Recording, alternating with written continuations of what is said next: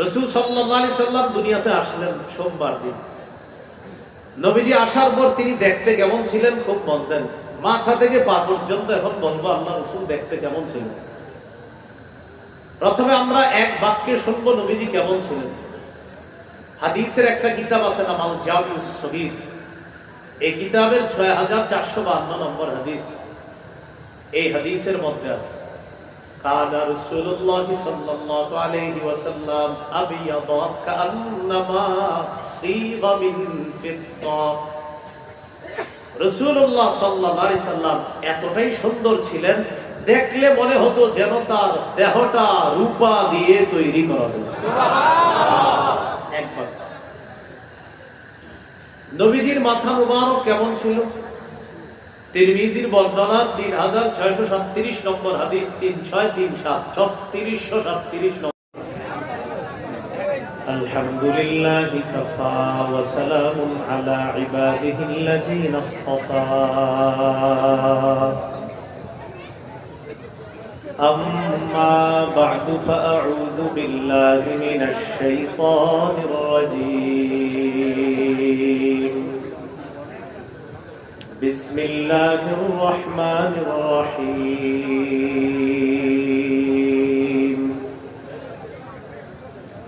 ওয়ামা আরসালনাকা ইল্লা রাহমাতাল লিল আলামিন। وقال رسول الله صلى الله عليه وسلم إن الله اصطفى من ولد إبراهيم إسماعيل واصطفى من ولد إسماعيل بني كنانة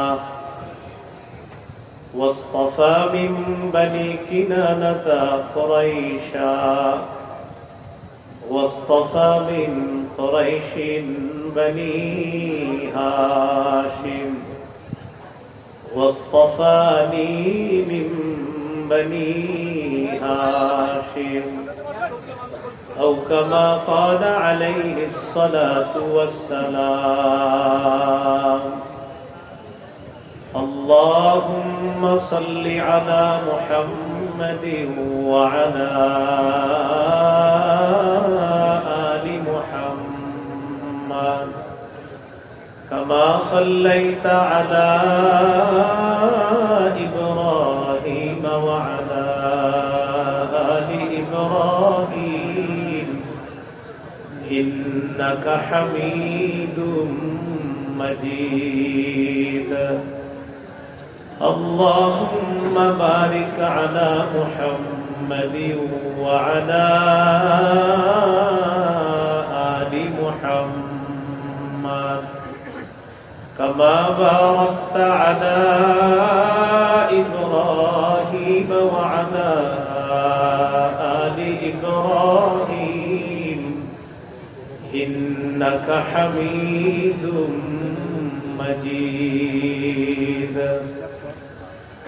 اللهم إني أعوذ بك من شر لساني ومن شر سمعي ومن شر بصري ومن شر مني.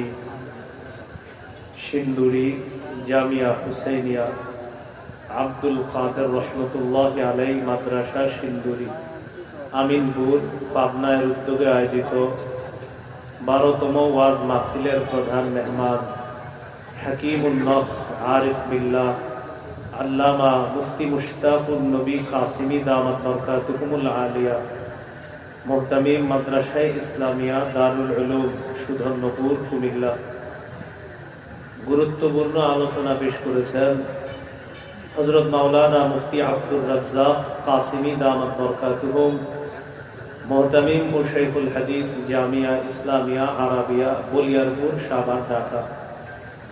মুফতি কাজী শফিকুল ইসলাম দামাত বরকাতুহুম প্রিন্সিপাল নয়াবাড়ি মাদ্রাসা।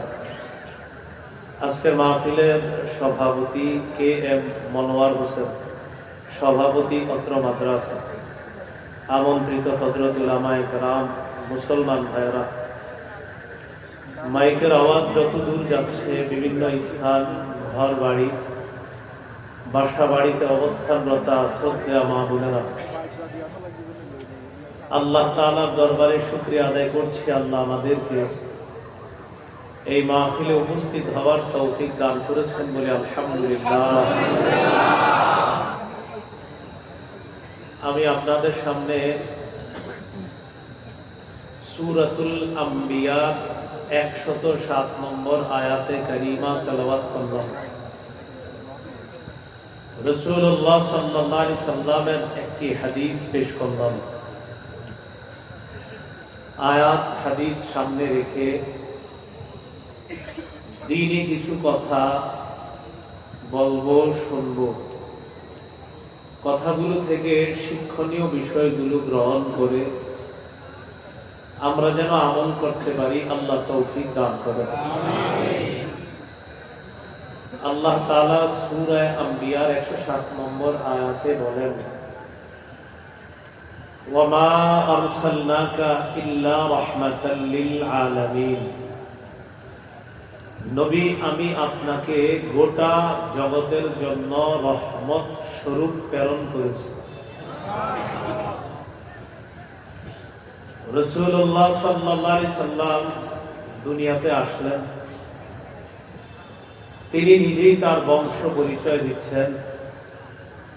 তিরমিজির হাদিস 3605 নম্বর হাদিস। এই হাদিসের বর্ণনা রাসূলুল্লাহ সাল্লাল্লাহু আলাইহি ওয়াসাল্লাম বলেন, ইন্নাল্লাহা আসতাফা মিন ওয়ালাদি ইব্রাহিম ইসমাঈল।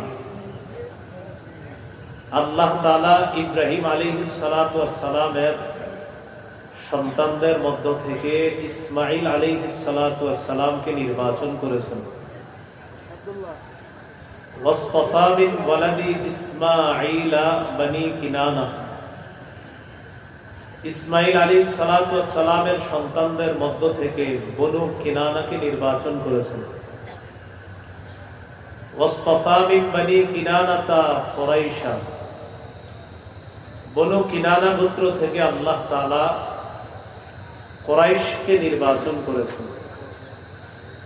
ওয়াসতাফা মিন কুরাইশিন বনি হাশিম। কুরাইশ থেকে আল্লাহ বনু হাশিমকে নির্বাচন করেছেন। ওয়াসতাফা মিন বনি হাশিম।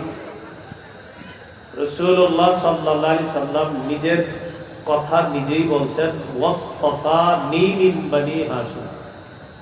আল্লাহ তাআলা আমাকে হাশিমি বংশ বনু হাশিম থেকে নির্বাচন করেছেন। তাহলে রাসূল সাল্লাল্লাহু আলাইহি সাল্লাম যে গোত্র থেকে আসছেন এটা হলো বনু হাশিম।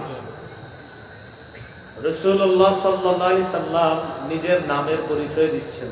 বুখারীর বর্ণনা, রাসূলুল্লাহ সাল্লাল্লাহু আলাইহি সাল্লাম বলেন, লি খামসাতু আসমা। আমার 5টি নাম আছে। আনা মুহাম্মদ। আমার 1 নম্বর নাম মুহাম্মদ। এর অর্থ হলো যার প্রশংসা করা হয়। আল্লাহর পরে যে শব্দ সবচেয়ে বেশি প্রশংসা করা হয় এটা হলো মুহাম্মদ। এই মুহাম্মদ হলো আমার একটা নাম সাল্লাল্লাহু আলাইহি ওয়াসাল্লাম। 2 নম্বর, আনা আহমদ। আমার নাম আহমদ। আহমদ অর্থ অধিক প্রশংসাকারী। 3 নম্বর, ওয়া আনাল মাহি আল্লাযী ইয়ামহুল্লাহু বিল কুফরা। আমার নাম মাহি। মাহি অর্থ যে মুছে দেয়। আল্লাহ আমার মাধ্যমে সমস্ত কুফরকে মিটিয়ে দেয়। 4 নম্বর, ওয়া আনাল হাশিরুল্লাযী ইউহশারুন নাসু আলা কাদামাইয়া। আমার নাম হাশির।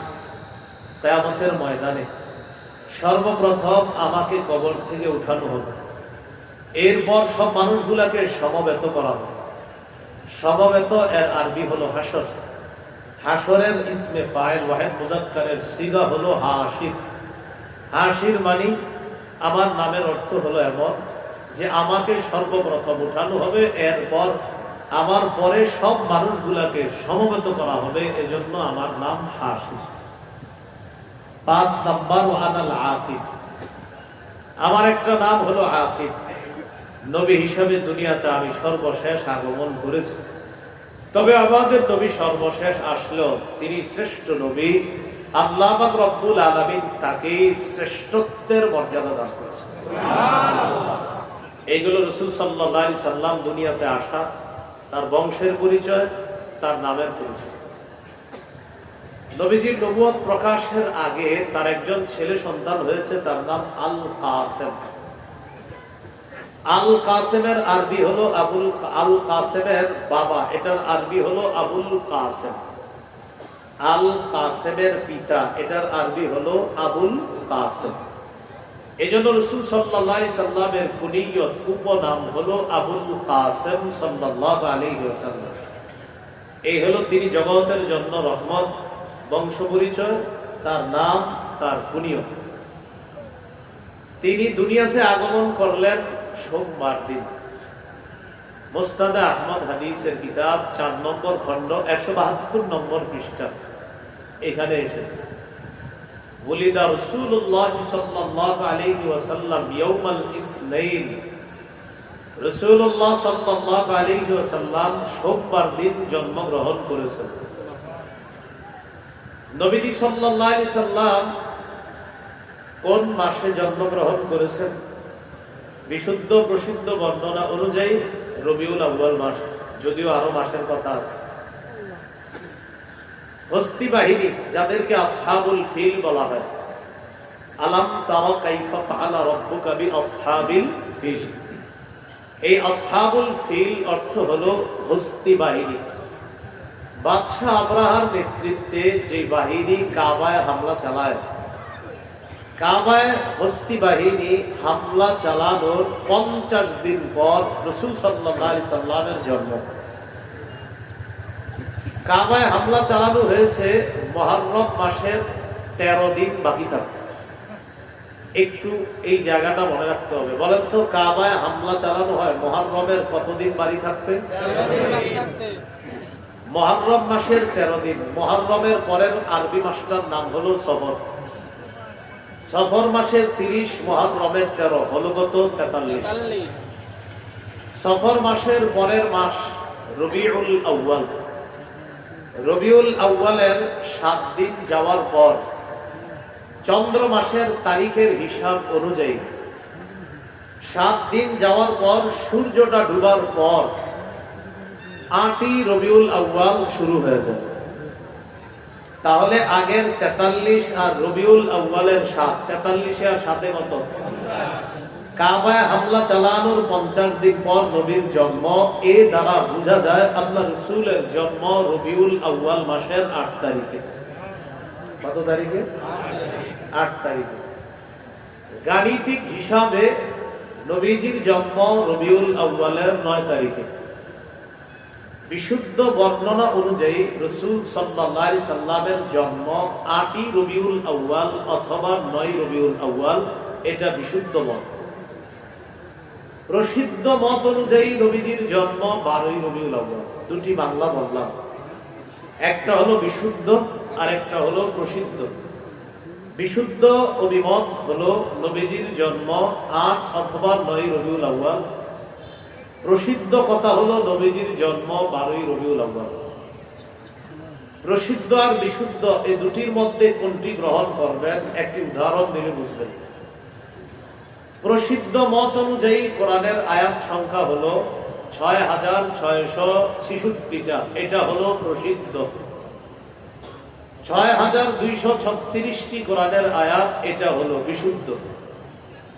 6666 আয়াত, এটা হলো প্রসিদ্ধ। 6236, এটা হলো বিশুদ্ধ। এখন কোনটা মানবেন এখানে, প্রসিদ্ধ না বিশুদ্ধটা? তাহলে জন্মের ক্ষেত্রেও বিষয়টা ভালো করে বুঝে নিন। এরপরেও যদি মনে করেন ঝগড়া হওয়ার সম্ভাবনা আছে 8, 9 আর 12 নিয়ে, সেক্ষেত্রে একটা বুদ্ধি করবেন। যদি দেখেন কোন ব্যক্তি তারিখ নিয়ে ঝগড়া করে, তাকে বলবেন নবীর জন্ম 8 থেকে 12ই রবিউল আউয়ালের মাঝে যে কোনো একদিন। কি বলবেন? 8 থেকে 12ই রবিউল আউয়ালের মাঝে যে কোনো একদিন। 8 এর বর্ণনা, 9 এর বর্ণনা তো বিশুদ্ধ, 10 এরও বর্ণনা আছে, ইবনে কাসিরে 10 এরও বর্ণনা আছে, 12 এর বর্ণনা এটা তো আছে। এই জন্য আগে দেখবেন যিনি প্রশ্ন করে উনি কি ঝগড়া করার নিয়ত আছে কিনা। যদি ঝগড়া করার নিয়ত মনে হয়, আপনি বুদ্ধি করে বলবেন নবীর জন্ম 8 থেকে 12। তাহলে আর কোনো ঝগড়ার সম্ভাবনা নেই।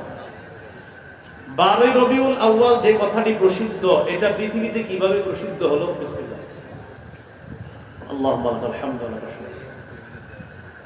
12ই রবিউল আউয়ালের বর্ণনাটি একটু শুনেন। عن عفان بن مسلم عن سعيد بن مينا عن جابر بن عبد الله وعبد الله بن عباس رضي الله تعالى عنهما ولد رسول الله صلى الله عليه وسلم يوم الاثنين الثاني عشر من شهر ربيع الأول। রাসূলুল্লাহ সাল্লাল্লাহু আলাইহি সাল্লামের জন্ম 12ই রবিউল আউয়াল। এই বর্ণনা সূত্র যেটা আছে, সূত্র কাকে বলে তাকাল আমার দিন। তিনি আমার উস্তাদ, আমি তার ছাত্র। তিনি হলেন আমার উস্তাদ, আমার ছাত্র কাউসার। এই কাউসার আপনাদের এলাকার, আমাদের মাদ্রাসায় পড়ছে। এটা হলো সূত্র। আমি ওনার কাছ থেকে একটা জিনিস শিখছি, এটা আবার ওরে শিখেছি। ও আপনাদের এলাকায় এটা বলছে, ভাই এরকম এরকম একটা কথা। কে বলছে? আরিফ বিন হাবিব। আরিফ বিন হাবিব কার থেকে শুনছে? তার থেকে। এটাকে বলা হয় সূত্র। কি বলা হয়? 12ই রবিউল আউয়াল নবীজির জন্ম। এই সূত্রে ছাত্র যিনি, তার নাম আফফান। বলেন তো ছাত্রের নাম কি? আফফান। তার উস্তাদের নাম হলো সাঈদ ইবনে মিনা। উস্তাদের নাম কি? সাঈদ ইবনে মিনা। তাহলে 12ই রবিউল আউয়ালের বর্ণনা যিনি করেছেন, ছাত্রের নাম আফফান, উস্তাদের নাম সাঈদ। মজার ব্যাপার হলো, হাদিস যারা যাচাই বাছাই করে, হাদিসের যারা তাহকিক করে, হাদিস বর্ণনা যারা করে, এই বর্ণনাকারীদেরকে নিয়ে যারা গবেষণা করে, তাদের নিকট আফফান এবং সাঈদ দুজন নির্ভরযোগ্য বর্ণনাকারী। তাহলে সূত্রে একজনের নাম আফফান আর একজনের নাম সাঈদ। আফফানও নির্ভরযোগ্য বর্ণনাকারী, সাঈদও নির্ভরযোগ্য বর্ণনাকারী। আপনাদের মাথায় প্রশ্ন আসবে, 12ই রবিউল আউয়াল এই বর্ণনার সূত্রে ছাত্র যদি নির্ভরযোগ্য হয়, ওস্তাদও যদি নির্ভরযোগ্য হয়, 12ই রবিউল আউয়ালের বর্ণনাটি নির্ভরযোগ্য নয় কেন? 12ই রবিউল আউয়াল কি বলছি? প্রসিদ্ধ, কিন্তু বিশুদ্ধ না। আবার যারা বর্ণনা করছে সূত্রে দুজন নির্ভরযোগ্য। তো প্রশ্ন হলো, ছাত্র নির্ভরযোগ্য, ওস্তাদও নির্ভরযোগ্য, ছাত্র ওস্তাদ নির্ভরযোগ্য হওয়া সত্ত্বেও 12ই রবিউল আউয়ালের বর্ণনাটি কেন নির্ভরযোগ্য নয়? ওলামা হযরত ছাড়া অন্যরা কি এতটুকু বুঝছেন? ছাত্র যিনি নির্ভরযোগ্য, ওস্তাদও নির্ভরযোগ্য। 12ই রবিউল আউয়াল নবীর জন্ম, সূত্রে যেই দুইজন আছে দুজন নির্ভরযোগ্য, কিন্তু বর্ণনা নির্ভরযোগ্য না। কেন না? আলেম ছাড়া অন্যরা যারা আছেন আপনারাও সহজে বুঝবেন, খালি একটু মন দেন, আমি বলি, বলার পরে সহজে বুঝবেন। দেখেন, বলেন তো ছাত্রের নাম কি? আফফান। বলেন ছাত্রের নাম কি? আফফান। ওস্তাদের নাম সাঈদ।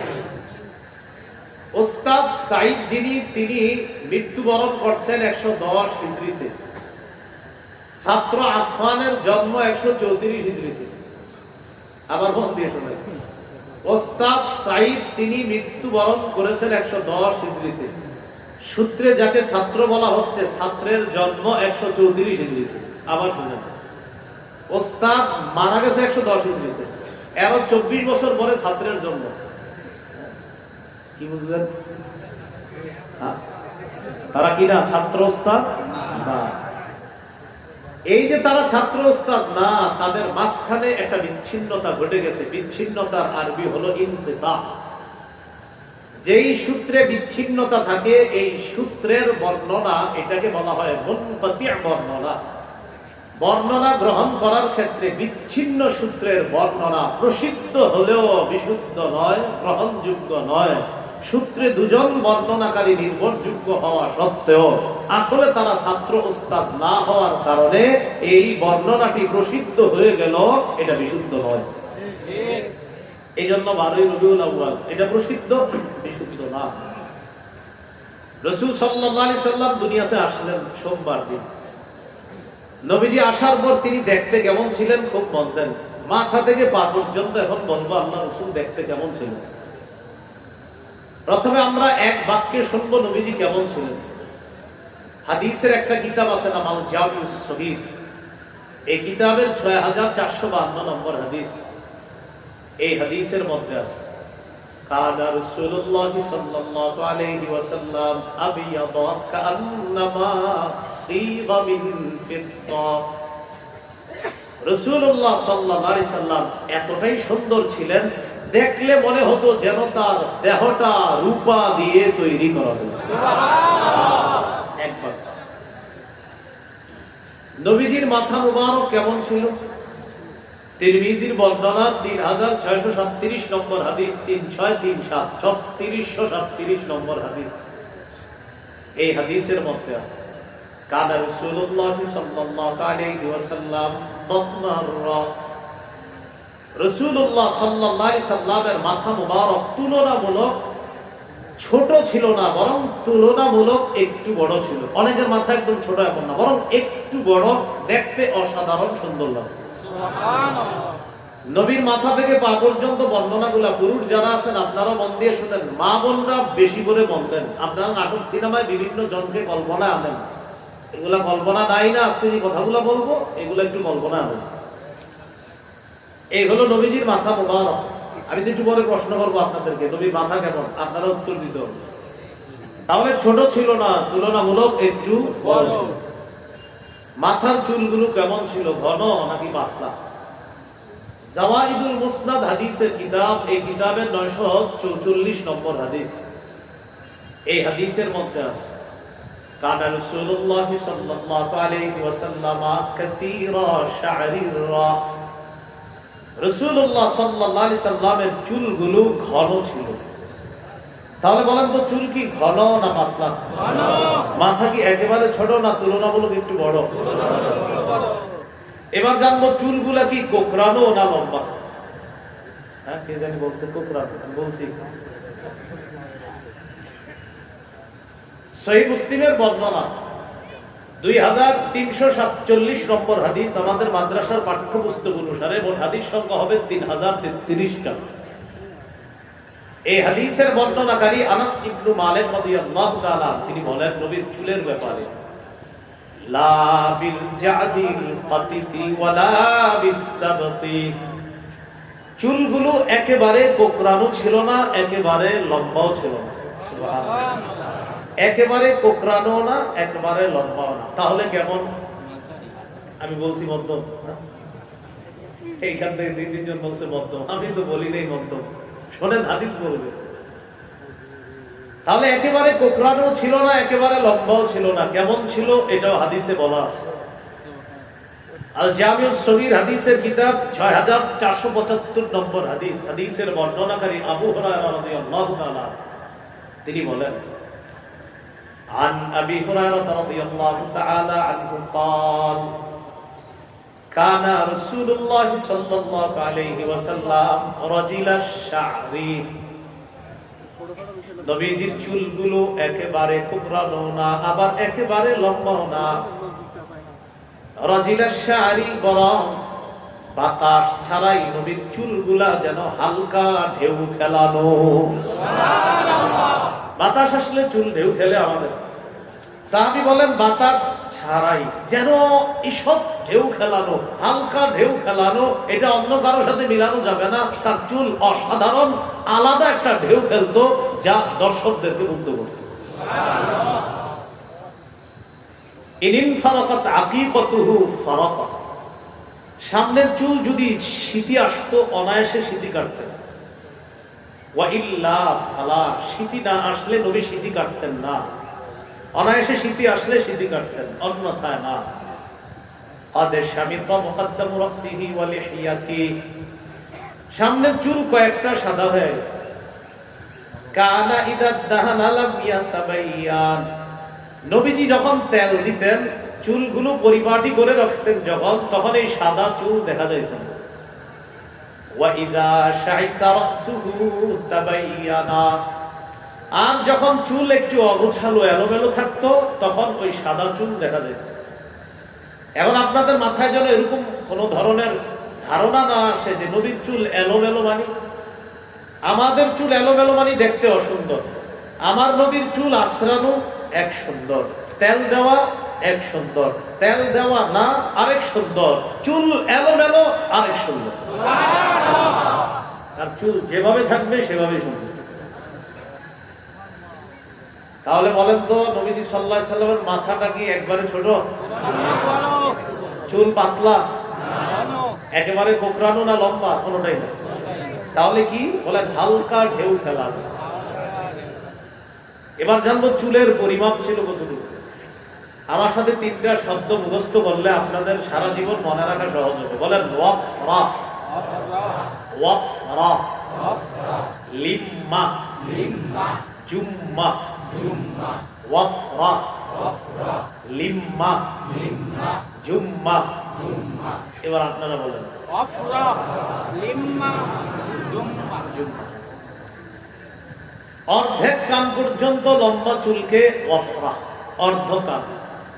আনসাফি উদুনাই, কানের অর্ধেক পর্যন্ত, কেউ বলে এতটুকু পর্যন্ত, লতি পর্যন্ত আসা ওয়াফরা।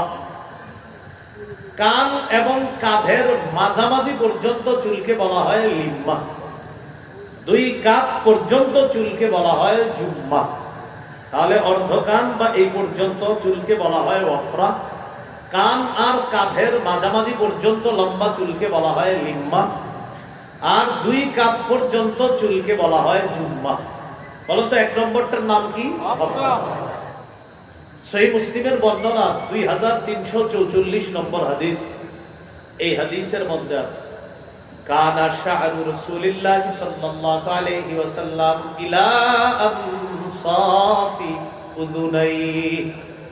রাসূলুল্লাহ সাল্লাল্লাহু আলাইহি সাল্লামের চুল মুবারক অর্ধ কান পর্যন্ত লম্বা বা লতি পর্যন্ত লম্বা কেউ বলেন। তাহলে বলেন তো অর্ধেক কান বা এই পর্যন্ত লম্বা চুলকে কি বলা হয়?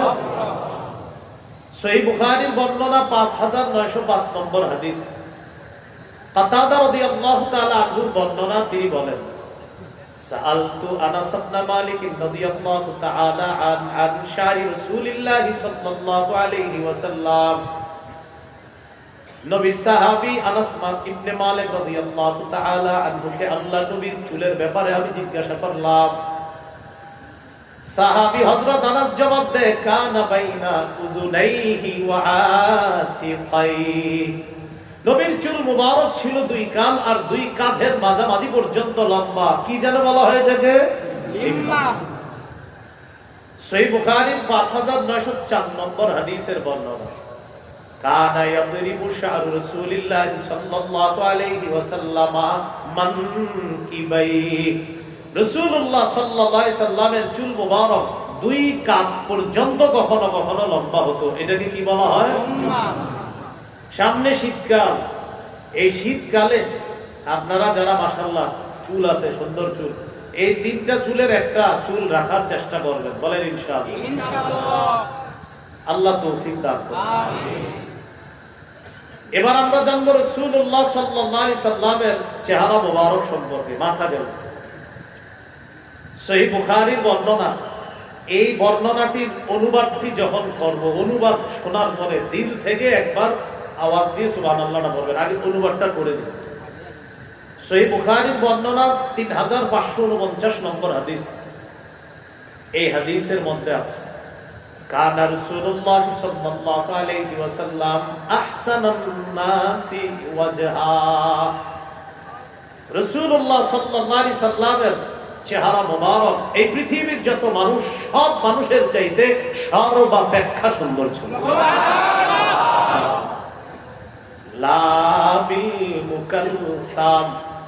চেহারাটা একেবারে গোল ছিল না, একেবারে গোল ছিল না। বরং চেহারার মধ্যে গোল গোল একটা ভাব ছিল। গোল ছিল না পুরাপুরি, একটা ভাব ছিল। সাহাবী প্রশ্ন করলেন আকানা ওয়াজহুহু মিসলা সাইফ। নবীজির চেহারা মুবারক কি তরবারির মতো ছিল সুন্দর? সাহাবী জবাব দিলেন লা বাল কানা মিসলা শামসি ওয়াল কমার। বরং চন্দ্র সূর্যের মতো গোল সুন্দর। সুবহানাল্লাহ। এবার একটি হাদিস শোনাবো। এইটা যদি আপনাদেরকে না শোনায় আমি ঢাকা যাই, পরে যদি কোনো হুজুরের কাছে এটা শোনেন বলবেন আরে কি হাবিব এই হাদিস কেন বইলা গেল। এই জন্য হাদিসটা এটাও বলা দরকার। তিরমিজির বর্ণনা 2811 নম্বর হাদিস, 2811 হাদিসের বর্ণনাকারী সাহাবীর নাম জাবির ইবনে সামুরা রাদিয়াল্লাহু তাআলা। জাবির ইবনে সামুরা রাদিয়াল্লাহু তাআলা তিনি বলেন, রাআইতু রাসূলুল্লাহ সাল্লাল্লাহু আলাইহি ওয়াসাল্লাম ফি লাইলাতি ইদহিয়ান। আমি রাসূলুল্লাহ সাল্লাল্লাহু আলাইহি সাল্লামকে জোছনা রাতে দেখলাম, জোছনা রাত। ফাজআলতু আনজুরু ইলা ওয়াজহি রাসূলিল্লাহ সাল্লাল্লাহু আলাইহি ওয়াসাল্লাম ওয়া আনজুরু ইলাল কমার। একবার নবীর চেহারা মুবারকের দিকে দেখতে লাগলাম, আরেকবার চাঁদের দিকে দেখতে লাগলাম। চেহারা চাঁদ, চেহারা চাঁদ, চেহারা চাঁদ। আমি এই সিদ্ধান্তে উপনীত হলাম, হুয়া আহসানু ইনদি মিনাল কমার। আল্লাহর কসম, তিনি চাঁদের চেয়ে সুন্দর ছিলেন। এবার একটা হাদিস বলি।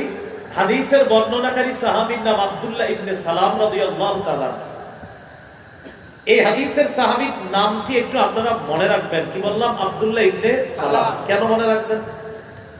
তিনি আমাদের কাছে যে হাদিসটি পৌঁছে দিয়েছেন, এই হাদিসে ওনার সাথে ঘটনা, উনি একটা ঘটনা আমাদেরকে জানাবেন।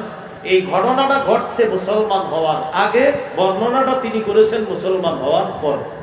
তাহলে সম্পূর্ণ ঘটনাটা উনি অমুসলিম থাকা অবস্থায় ঘটেছে, বাকি উনি সাহাবী হওয়ার পর ঘটনাটা বর্ণনা করছেন।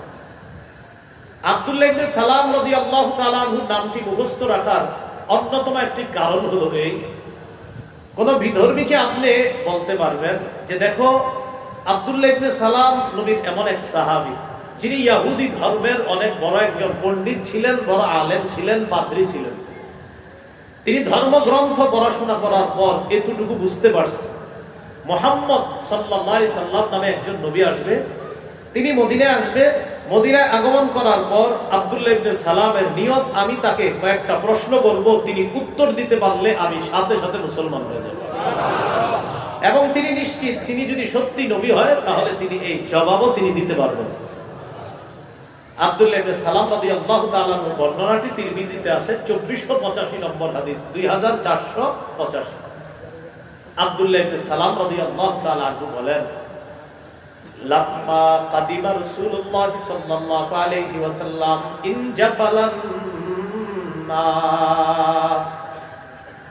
রাসূলুল্লাহ সাল্লাল্লাহু আলাইহি ওয়াসাল্লাম যখন মদিনায় আগমন করলেন, মদিনার মানুষগুলো দলে দলে আল্লাহর নবীকে দেখার জন্য রওনা করছে, দলে দলে। সুবহানাল্লাহ।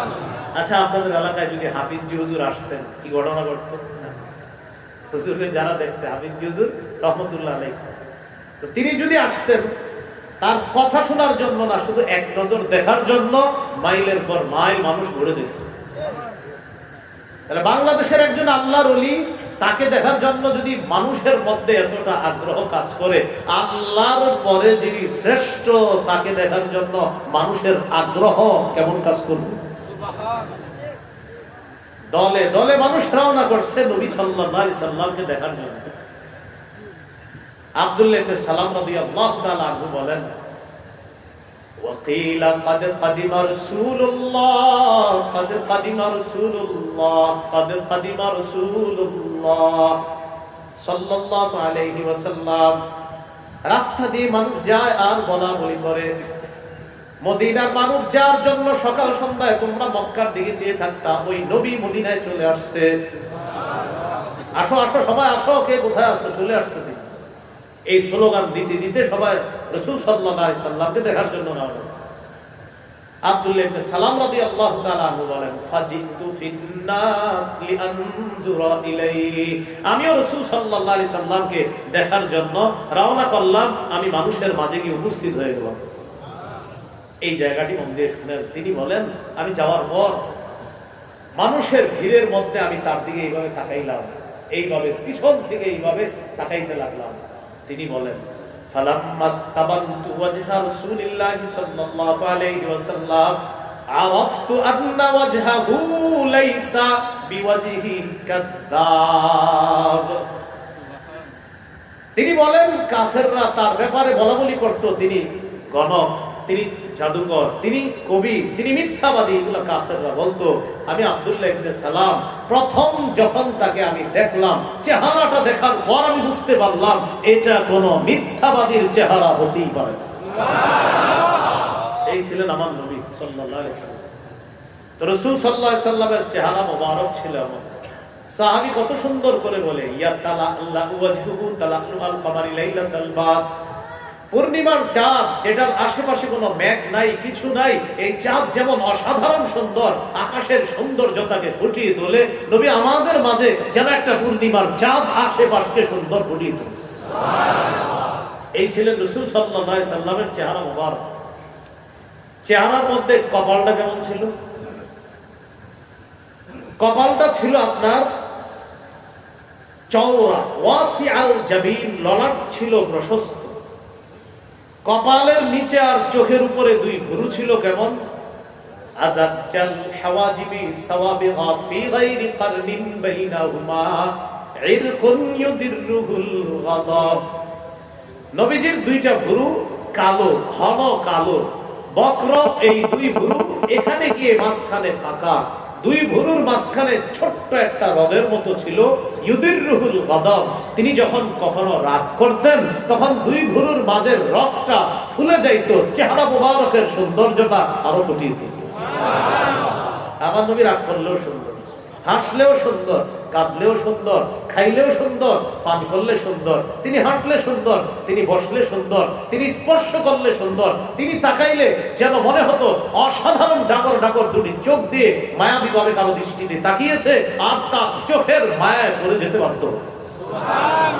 রাসূল সাল্লাল্লাহু আলাইহি সাল্লামের গুরু ছিল এমন, মাঝখানে ছোট্ট একটা রগ ছিল, রাগ করলে রগটা ফুলে যেত, নবীজিরে আরো সুন্দর লাগতো। দুই ভুরুর মাঝখানে নাক, এটা ছিল কেমন? আকনাল ইনিনা লাহু নূরুন ইয়ালু। নাকের সামনের অংশ হালকা একটু উঁচা, এখানে একটা নূরের মতো, আলোর মতো উদ্ভাসিত হতো। আবার নূরের তৈরি নাকি। আমাদের ইমাম সাহেবের চেহারাটা মাশাআল্লাহ নূরানি, মানে উনি নূরের তৈরি। মাশাআল্লাহ লোকটা কালো হলেও নামাজ পড়তে পড়তে তার চেহারা আলাদা একটা নামাজের নূর এসে গেছে। উনি নূরের তৈরি। অনেক কালো মানুষ দেখবেন নামাজ পড়তে পড়তে, তারে দেখলে খুব ভালো লাগে, দেখলে মনে হয় নামাজ। লোকটা কালো, দেখতে লাগে ভালো। সুবহানাল্লাহ। লোকটা কালো, দেখতে লাগে ভালো। বেলাল রাদিয়াল্লাহু তাআলা দেখতে একটু কালো ছিলেন। কালে হুয়া তু কিয়া হুয়া দিল ওয়ালে, ছিলেন কালো, দিল ছিল বড় সাফ। রাসূল বুখারীর বর্ণনা, আরশে গিয়ে আল্লাহ রাসূল যখন দুনিয়াতে আসলেন, বেলাল ইবাদত করো আলাদা কোনো, কেন হুজুর? আরে আমি তো সেখানে গিয়ে সামিআতু খাশখাশাতা আলী বেলাল, আমি বেলালের জুতার আওয়াজ সেখানে শুনি। কেন হুজুর? আমি ওযু করে 2 রাকাত নামাজ পড়ি। হ্যাঁ, এই জন্য তো তোমার মাকাম, তুমি ফরশে চলাফেরা করো, আরশে তোমাকে শোনা যায়। ফরজ বুঝে মানে জমিন। রাসূল সাল্লাল্লাহু আলাইহি সাল্লামের দুই ভুরুর নিচে চোখ ছিল কেমন? রাসূল সাল্লাল্লাহু আলাইহি সাল্লামের চোখের বর্ণনা সহিহুল আদাবিল মুফরাদ কিতাবের 944 নম্বর হাদিসে আছে। কানা রাসূলুল্লাহ সাল্লাল্লাহু আলাইহি ওয়াসাল্লাম আযীমাল আইনাইন। কোরআনের মধ্যে আল্লাহ বলেছেন, জান্নাতীদেরকে আল্লাহ যে হুর দান করবেন তাদের চোখ হবে ডাগর ডাগর। সাহাবী বলেন, নবীর দুনিয়াতে এই দুইটা চোখ ছিল, আল্লাহ তাআলা যেন ডাগর ডাগর দুটি চোখ দিয়ে তাকে সৃষ্টি করছেন। বাচ্চাদের চোখের মধ্যে মারা কাজল, সুরমা, কত কিছু লাগায় দেয় চোখটা সুন্দর লাগার জন্য। তিরমিজির বর্ণনা 3638 নম্বর হাদিসের বর্ণনা। জাবের রাদিয়াল্লাহু তাআলা আনহু বলেন, রাআইতু রাসূলুল্লাহ সাল্লাল্লাহু আলাইহি ওয়াসাল্লাম কুলতু আকহালাল আইনাইন। আমি নবীর দিকে তাকাইলাম, আমি মনে মনে বললাম তার চোখে মনে হয় সুরমা লাগিয়েছে। ওয়ালাইসা বিআকহালা, আসলে সুরমা লাগায় নাই। ভালো করে তাকায়া দেখি সুরমাওয়ালা চোখ যেমন সুন্দর, সুরমা ছাড়াই আল্লাহ তাআলা নবীর চোখ দুইটা সুরমাওয়ালাদের মতো সুন্দর বানায়। এই ছিল চোখ। চোখের নিচে গাল ছিল কেমন? সাহলাল খাদ্দাইন, গাল ছিল সমান। কাসাল লিহিয়া, দাড়ি ছিল ঘন। এই হলো মোটামুটি চেহারা মুবারকের বর্ণনা। দাঁত কেমন ছিল? দাঁত মুফাল্লাজাল আসনান, সামনের দাঁতের মাঝে হালকা ফাঁকা ফাঁকা ছিল, যখন হাসি দিতেন যেন মণি মুস্তাবিল হয়। তিরমিজির বর্ণনা 3446 নম্বর হাদিস। এই হাদিসটি শুনবো আমরা, পাশাপাশি হাদিস থেকে একটা আমলও শিখব। হাদিসের বর্ণনাকারীর নাম আলী, বলেন কি নাম? আর এই আলী তিনি বর্ণনা করেছেন সাহাবী আলী থেকে, মানে ছাত্রের নাম আলী, তাবী যিনি তার নাম আলী, আর যার থেকে বর্ণনা করেছেন সাহাবী আলী। সুবহানাল্লাহ। আজকে কেমন একটা হাদিস শুনবো আমরা এখন, তাবীর নামও আলী, সাহাবীর নামও হযরত আলী রাদিয়াল্লাহু তাআলা।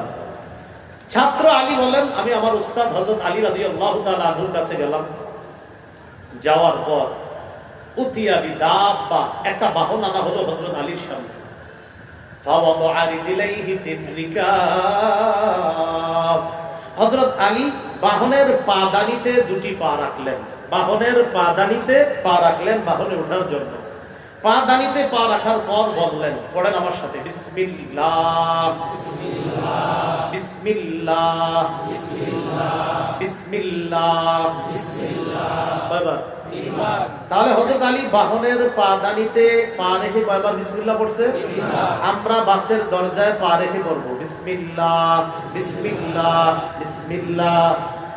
আমাদের বাহন বাস। আচ্ছা, ফালাম্মাস্তাওয়া আলা যাহরিহা, এবার যখন বাহনে উঠে তিনি বাহনের পিঠে বসলেন, আমরা যখন বাসে উঠে সিটে বসলাম, তিনি বাহনের পিঠে উঠে বসলেন, আমরা সিটে বসলাম। তখন হযরত আলী পড়লেন, পড়েন আলহামদুলিল্লাহ। তাহলে আমরা সিটে বসে কি পড়বো? এরপর হযরত আলী পড়লেন সুবহানাল্লাযী সাখখারা লানা হাযা ওয়া মা কুন্না লাহু মুকরিনিন ওয়া ইন্না ইলা রাব্বিনা লামুনকালিবুন। এরপর তিনি দোয়া পড়লেন। আমরাও সিটে বসে আলহামদুলিল্লাহ পড়ার পর এরপরে কি করবো বলেন তো? দোয়া পড়ার পর এরপরে হযরত আলী বললেন, পড়েন আলহামদুলিল্লাহ আলহামদুলিল্লাহ আলহামদুলিল্লাহ। কয়বার বলেন তো? দোয়া পড়ার পরে আমরা আলহামদুলিল্লাহ কয়বার পড়বো? এরপর আল্লাহু আকবার আল্লাহু আকবার আল্লাহু আকবার। তাহলে আবার আপনারা বলবেন, আমি খালি জায়গাগুলো বলবো। বাসের দরজায় পা রাখলাম, সিটে বসলাম, এরপর আলহামদুলিল্লাহ, আল্লাহু আকবার। হযরত আলী পাদানিতে পা রেখে বিসমিল্লাহ 3 বার পড়লেন, সিটে বসে একবার আলহামদুলিল্লাহ পড়লেন, এরপর দোয়া পড়লেন, এরপর আলহামদুলিল্লাহ 3 বার, আল্লাহু আকবার 3 বার। এটা পড়ার পর হযরত আলী পড়লেন, পড়েন সুবহানাকা ইন্নী ক্বাদ যালামতু নাফসি ফাগফির লি ফাইন্নাহু লা ইয়াগফিরুয যুনুবা ইল্লা আনতা। বলেন যারা পারি, বলেন যারা পারি। আরবিটা বলবো, না পারলে শিখে নিব। যতদিন আরবিটা শিখতে না পারবো বলেন ততদিন এভাবে বাংলায় বলবো। বলেন, হে আল্লাহ, আমি আপনার পুত পবিত্রতা বর্ণনা করছি। আল্লাহ, আমি নিজের উপর জুলুম করেছি, আপনি আমাকে মাফ করে দেন। আপনি ছাড়া গুনাহ মাফ করার কেউ নাই। এই আরবি দোয়াটা যদি পারেন পড়বেন, না পারলে শিখে নিবেন। যতদিন শিখতে না পারবেন বাংলায়। তাহলে পাদানিতে পা রেখে কয়বার বিসমিল্লাহ? বাসের দরজায় পা রেখে কয়বার বিসমিল্লাহ? বাসের সিটে বসলাম, এরপর কি করবো? এরপর আলহামদুলিল্লাহ 3 বার, এরপর এই দোয়াটা। আরবিটা পারলে আরবি, না পারলে বাংলা। বলেন এরপর, বলেন একটা হাসি দিব। একটা হাসি দেন সবাই। আসলে তো হাসতে হযরত আলী একটা হাসি দিলেন, সুবহানাল্লাহ। এই দোয়া পড়ার পর হযরত আলী হাসি দিলেন। ছাত্র আলী উস্তাদ আলীকে জিজ্ঞাসা করলেন, মিম্মা দাহিকতা ইয়া আমিরুল মুমিনিন, হুজুর সব বুঝলাম, তখন দোয়া দুরূদ যা করলেন, আপনি হাসলেন কেন? হযরত আলী জবাব দিলেন, আমি তখন যা করছি আমার নবী ঠিক তা করছে, করার পর একটা হাসি দিছে, তাই আমি একটা হাসি দিছি। তাহলে আমরা আজকে থেকে ওই দোয়াগুলো পড়ার পর শেষে একটা হাসি কেন দিব? পাশের সিটে যিনি উনি জিজ্ঞাসা করবে, ভাই হাসলেন কেন? জবাব দিবেন, আমার নবী হাসছে তাই হাসছে। মনে থাকবেন ইনশাআল্লাহ। এবার হযরত আলী রাদিয়াল্লাহু তাআলা আনহু বলেন, তুমি যে আমারে প্রশ্ন করলা আমি কেন হাসলাম, নবীজি এইগুলো করার পর হাসার পর আমি নবীকেও প্রশ্ন করি। আমি আলী নবীকে, ছাত্র আলী উস্তাদ আলীকে জিজ্ঞাসা করছে। এবার উস্তাদ আলী বলেন, আলী আমি তোমার মতো নবীকেও প্রশ্ন করছি, ওগো আল্লাহর নবী আপনি হাসেন কেন? নবী হাসি দিছে। তো আল্লাহ নবী বলে, আলী বান্দা যখন আল্লাহকে বলে আল্লাহ আমারে মাফ করেন, আপনি ছাড়া মাফ করার কেউ নাই, তখন আল্লাহ খুশি হয়। আল্লাহর খুশিতে আমি নবী একটা হাসি দিছি। আমার নবী যখন হাসি দিতেন, এটা কখনো মুস্কি হাসি হতো, আর কখনো নবীর সামনের দাঁত, চোয়ালের দাঁতগুলা দেখা যেত। এটা বলার জন্য আপনাদেরকে লম্বা হাদিসটা শোনাইলাম, আর হাদিস থেকে কিছু আমলও শিখলাম।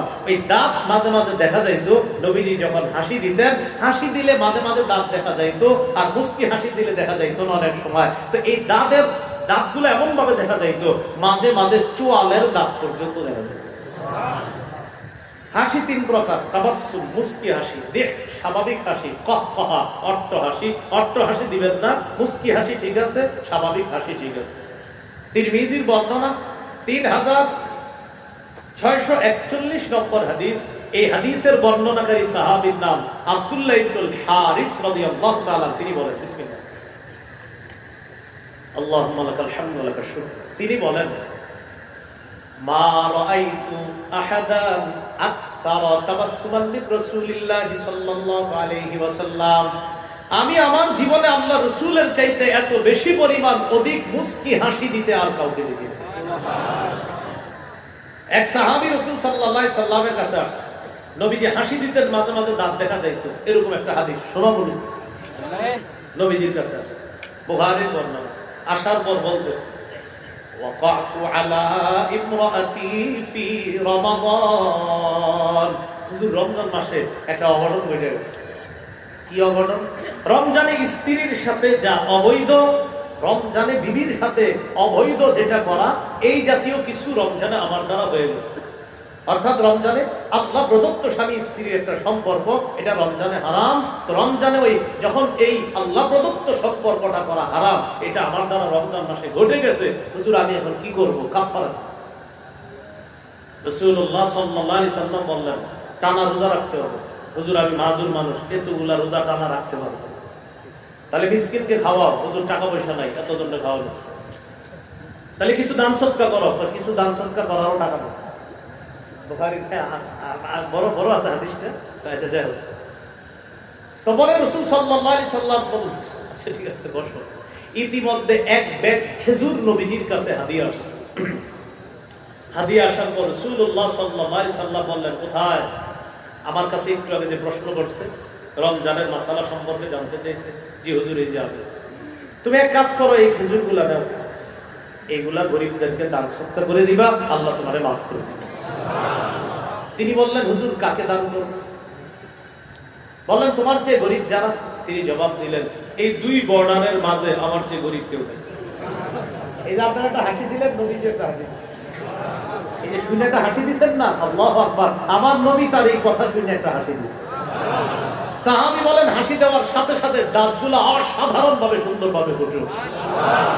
এইটা বলার জন্য আমি হাদিসটা শোনাই। বাসায় ঢুকছে একদিন, আবু দাউদের বর্ণনা, বাতাসে পর্দা সরে গেছে। পর্দা সরে যাওয়ার পর নবীজি দেখে একটা ঘোড়া, বানানো ঘোড়া। নবীজি বললেন, আয়েশা এই ঘোড়া কিসের? তো আমি বানাইছি, আমি এটার সাথে খেলাধুলা করি। ও আচ্ছা ঠিক আছে। তো তোমার ঘোড়ার দিয়ে দেখি ডানা আছে। আম্মাজানের বয়স কম ছিল, ঘোড়ার ডানা আছে। তোমার ঘোড়ার ডানা আছে না? আম্মাজান জবাব দিলেন, আপনি কি জানেন না সুলাইমান নবীর ঘোড়ার ডানা ছিল? নবীজির বল, আচ্ছা আচ্ছা, হ্যাঁ ঠিক আছে। এটা বইলা আমাদের নবী একটা হাসি দিলেন। আম্মাজান বলেন, নবীজির সামনের দাঁতগুলা দেখা গেছে। এই হলো রাসূল সাল্লাল্লাহু আলাইহি সাল্লামের দাঁত। নবীজির মুখের ভিতরের থুতু কেমন ছিল? সহিহ বুখারীর বর্ণনা 4210 নম্বর হাদিস। খায়বারের যুদ্ধে মুসলমানদের বিজয় হচ্ছে না। হাদিসের বর্ণনাকারী সাহাবীর নাম সাহাল ইবনে সাদ আস-সাঈদী রাদিয়াল্লাহু তাআলা, তিনি বলেন قال رسول الله صلى الله عليه وسلم يوم خيبر, খায়বার যুদ্ধের দিন আল্লাহ রাসূল সাল্লাল্লাহু আলাইহি ওয়াসাল্লাম ঘোষণা করলেন লা উ'তিয়ান্না রায়াতা গাদান রাজুলান ইফতাহুল্লাহু আলা ইয়াদাইহি। রাসূলুল্লাহ সাল্লাল্লাহু আলাইহি সাল্লাম বললেন, আগামীকাল আমি এমন এক ব্যক্তির হাতে পতাকা দিব, আমি নবী আশাবাদী তার হাতে আল্লাহ খায়বারের বিজয় দান করবেন। এই জায়গাটা একটু শুনেন, বলতে ইন্টারেস্টিং ব্যাপার। যখন বলছে কয়জনকে দিবে, একজন। এই একজনের বৈশিষ্ট্য কি? আল্লাহু আকবার। নবীজি বললেন ইউহিব্বুল্লাহ ওয়া রাসূলুহু ওয়া ইউহিব্বুহুল্লাহু ওয়া রাসূলুহু। ওই ব্যক্তি এমন যে আল্লাহকে ভালোবাসে, রাসূলকে ভালোবাসে, আল্লাহ এবং তার রাসূলও তাকে ভালোবাসে। এই কথা বলার পর সাহাবীরা রাতে ঘুমায় না। দিবে কয়জনকে? একজনকে। কারো ঘুম নাই, টেনশন। এই একজনকে আমি না, উনি না, সে টেনশন। হাদিসটা এরকম, ফাবাতান নাসু ইয়াদুকুনা লাইলাতাহুম আইয়ুহুম ইয়াতাহা। সবাই রাতের বেলা এই জল্পনায় কাটিয়ে দিচ্ছে, কাকে দেওয়া হয়, এই টেনশনে রাতে ঘুম নাই। পরের দিন আল্লাহ রাসূল সাল্লাল্লাহু আলাইহি সাল্লামের কাছে আসছে সবাই। আসার পর নবীজি সাল্লাল্লাহু আলাইহি সাল্লাম এবার তাকায়, প্রত্যেকেই নিজেরে পেশ করতেছে, এই যে এরকম এরকম পেশ। তো নবীজি সবার দিকে তাকায় বললেন, আইনা আলী ইবনে আবি তালিব, আলী কোথায়? সুবহানাল্লাহ। সাহাবীরা অবাক, জবাব দিলেন, ইয়াশতাকি আইনাই, হুজুর যারে আপনি খুঁজতেছেন সে তো আমাদের মাঝে আসেই নাই। কেন? আলী কি হয়েছে? চোখে সমস্যা। চোখে কি? শুনলাম নতুন করে আবার আমাদের নবী আর হযরত আলীকে নিয়ে কটূক্তি করা হয়েছে। কাকে নিয়ে? আমাদের নবী। কিছুদিন আগে শুধু নবীজিকে নিয়ে, এখন হযরত আলীকে আর নবীজিকে নিয়ে কটূক্তি। যারা আমাদের নবীকে নিয়ে কটূক্তি করে তাদের অনেকগুলো উদ্দেশ্যের মধ্যে একটা উদ্দেশ্য হলো, এদেরকে মনে করেন কেউ চিনে না, তো এরাও বুঝে যে এই পৃথিবীতে প্রসিদ্ধ হইতে গেলে সঠিক পন্থায় নবীর নামটা নিতে হবে, অবৈধ পন্থায় নবীর নাম নিতে হবে। এই পৃথিবীর যারাই প্রসিদ্ধ হইতে চায় তারা আমার নবীর নামটা ব্যবহার করে। এই জন্য যারা অন্যায় পন্থায় দুনিয়াতে মনে করে আমাদের চিনুক, তখন আমার নবীর একটা গালি দেয়, এদেরকে জানায়া দিবেন তোমার মূল উদ্দেশ্য নবীকে গালি দেওয়া না, বরং তুমি এটা মনে রাখবা মুহাম্মদ এই নামটাই আলাদা একটা পাওয়ার, এই নামে কিছু বদলে তুমি প্রসিদ্ধ হবা, তবে তুমি নিন্দিত প্রসিদ্ধ, তোমাকে মানুষ জুতা আর গালি দিবে। আমার নবীর নাম সবাই ব্যবহার করে। তাসলিমা নাসরিন কিছুদিন পর পর কেন ব্যবহার করে বুঝেন না? তার উদ্দেশ্য হলো যে অনেকদিন পর্যন্ত আমার কেউ জানতেছে না, চিনতেছে না, একটু নাড়া দিই, উদ্দেশ্য। এই জন্য এদের টার্গেট ভালো না। এই জন্য আমার আগে হযরত মাওলানা মুফতি আব্দুল রাজ্জাক কাসিমি সাহেব সুন্দর সুন্দর কথা বলতেছে, মাশাআল্লাহ। আমরা যারা মুসলমান আছি আমরা সবাই এই কথাটা মনে রাখবো। আমি মঞ্চে আসার আগে অনেকের সাথে আমার দেখা হয়েছে, তাদেরকে বলছি পুরুষ শাসক মাথায় রাখবে। কোন শাসক? পুরুষ শাসক। আপাতত আমরা বাংলাদেশে আর কখনো নারী শাসক দেখতে চাই। সবাই বলেন, আমাকে বলেন কেন, জিজ্ঞাসা করেন কেন, আবার বলেন কেন। রাসূলুল্লাহ সাল্লাল্লাহু আলাইহি সাল্লাম, বুখারীর হাদিস, নবীজি বলেন লা ইউফলিহা কওমুন ওয়াল্লাহু আমরাহুম ইমরাআতান, ওই জাতি কখনো কিছুতেই সফল কাম হবে না যেই জাতি তাদের নেতৃত্বে কোন নারীকে বসায়। এই জন্য দেখেন আমাদের বাংলাদেশে যে রাজনৈতিক দলগুলো আছে, বিএনপি, তাদের কর্মপরিকল্পনায় মনে হচ্ছে তারা ভবিষ্যতে একজন পুরুষকে নিয়ে ভাবতেছে। তাদেরকে মনে হচ্ছে তারা তাদের প্রধান একজন পুরুষকে নিয়ে ভাবতেছে। এটা একটা ভালো দিক, পুরুষ ভাবা। আওয়ামী লীগের রাজনৈতিক অবস্থা ভবিষ্যতে কি হবে দেশে এটা আমি জানি না, এটা রাজনৈতিক ব্যাপার, এটা হাইকোর্ট সুপ্রিম কোর্টের ব্যাপার, আমি জানি না। তবে আমাদের পরামর্শ থাকবে তারাও যেন তাদের ভবিষ্যতে যদি তাদের এদেশে রাজনৈতিক অবস্থান থাকে তারাও যেন পুরুষ নিয়ে ভাবে। কি নিয়ে ভাবে? পুরুষ। জাতীয় পার্টির একাংশে পুরুষ আছে, আর একাংশ মনে হয় নারী। আমরা বলবো আপনারাও একটা পুরুষ নিয়ে ভাবেন। ইসলামী দলগুলা যারা আছে আলহামদুলিল্লাহ ইসলামী দলের প্রধান কোন নারী নাই। এই জন্য আপাতত আমরা সবাই এটা আনবো যে আমরা ভবিষ্যতে পুরুষ শাসক দেখতে চাই। কি দেখতে চাই? পুরুষ শাসক। মনে করবেন জাতির অধপতনের প্রথমে কারণ হলো নারী শাসক। এই জন্য প্রধান আমরা কোনো পুরুষকে দেখতে চাই। এই বিষয়টা সবাই একটু চিন্তা ভাবনা করা। এখানে যারা বিএনপি করে তাদের অনেকে আছে, আশা করি তারাও কথাগুলা উপরে পর্যায়ে পৌঁছাবে যে আমাদের প্রধান যারা হবে পুরুষ হবে, এটা তারা করবে। এবং সব রাজনৈতিক দলগুলা এই বিষয়ে চিন্তা করা দরকার। কেন করতে হবে? আপনি দেখেন আমাদের বর্তমানে বাংলাদেশের প্রধান যিনি একজন পুরুষ, তার সাথে সবাই যেইভাবে হাসি খুশি দেখা সাক্ষাৎ করতেছে, এতদিন এই হাসি খুশি দেখা সাক্ষাৎ কিন্তু সম্ভব হয়নি। কারণ একজন আলেমরা আপনি চাইলে বসাইতে পারবেন না কোথাও।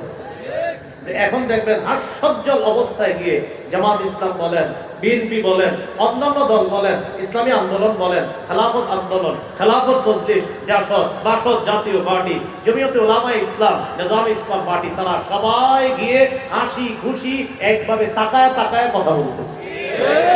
আগের ছবিগুলো দেখেন, কেউ এইভাবে আছে, কেউ এইভাবে আছে, কেউ এইভাবে আছে। মানে আপনার মন খুলে কথা বলা সম্ভব হচ্ছে। এই একটা বিষয় আমি ভদ্রভাবে বললাম। এই বিষয়গুলা আপনাদের পাবনা মাশাআল্লাহ যারা রাজনীতি করবে তারাও যেন এই বিষয়গুলা মাথায় রাখে। আল্লাহ কথাগুলা গুরুত্ব সহকারে দেওয়ার তৌফিক রাখে। হযরত আলী মনে আছেন? আলী কোথায়? সাহাবারা জবাব দিলেন, ইশতাকি আইনাই, হুজুর আলীর তো চোখে সমস্যা, আরসিলু ইলা আলী, আলীর কাছে লোক পাঠাও, আমার কাছে নিয়ে আসো। হযরত আলী রাদিয়াল্লাহু তাআলা আনহুকে নবীজির কাছে আনা হলো। আনার পর রাসূল সাল্লাল্লাহু আলাইহি সাল্লাম ফাবাসাতা রাসূলুল্লাহ সাল্লাল্লাহু আলাইহি সাল্লাম ফি আইনাই, হযরত আলীর দুই চোখের মধ্যে আল্লাহ রাসূল থুতু লাগালেন। সুবহানাল্লাহ। ওয়া দাআ